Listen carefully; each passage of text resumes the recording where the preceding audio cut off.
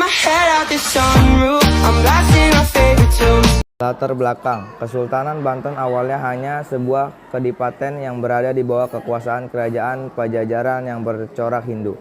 Wilayah kerajaan ini merupakan salah satu wilayah yang berpengaruh dalam jalur perdagangan internasional.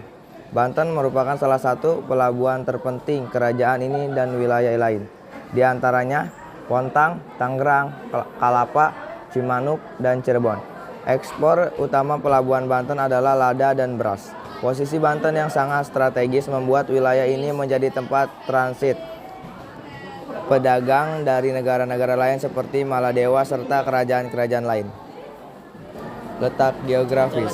Secara geografis, Banten Lama terletak di Provinsi Banten dan berada di dua kota atau kabupaten, yaitu Kota Serang dan Kabupaten Serang. Pada awal berkembangnya, Banten merupakan daerah kekuasaan kerajaan Pajajaran. Namun pada tahun 1524, wilayah Banten berhasil dikuasai oleh Kerajaan Demak di bawah pimpinan Syarif Hidayatullah. Pada waktu di Demak terjadi perebutan kekuasaan. Banten melepaskan diri dan tumbuh menjadi kerajaan besar. Kesultanan Banten menjadi penguasa jalur pelayaran dan perdagangan yang melalui Selat Sunda.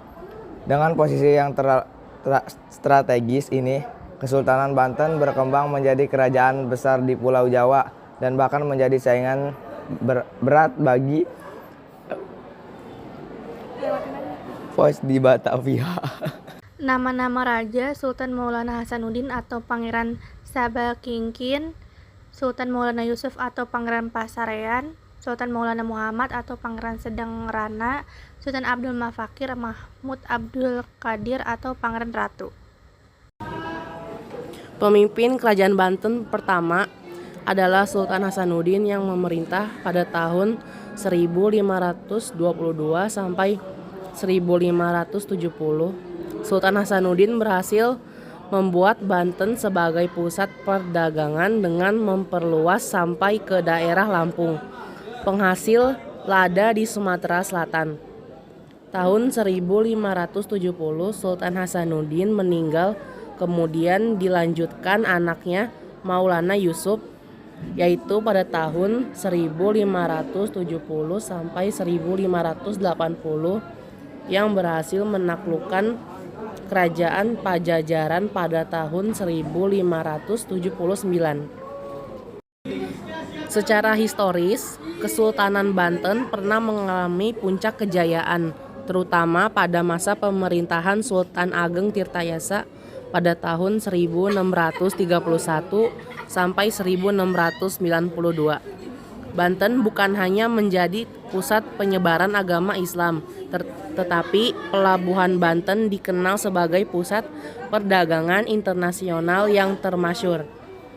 Keruntuhan kerajaan Banten dilatar belakangi adanya konflik internal kerajaan yang diperkeruh oleh campur tangan Belanda melalui Divide et Impera, politik atau domba antara Sultan Haji dan Sultan Ageng Tirtayasa.